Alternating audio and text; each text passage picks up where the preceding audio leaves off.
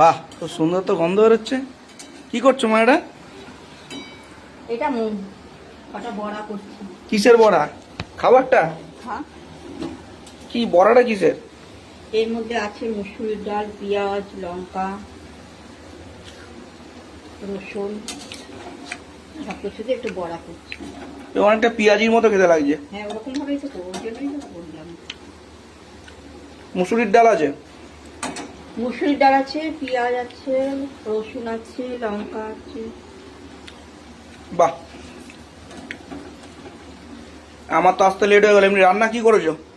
রান্না মাছের ঝোল করেছি, মাছের ঝোল আর সয়াবিনের তরকারি, সয়াবিনের তরকারি আর আর এই বড়া কটা ভাজি। আর বড়া। বাহ, ঠিক আছে।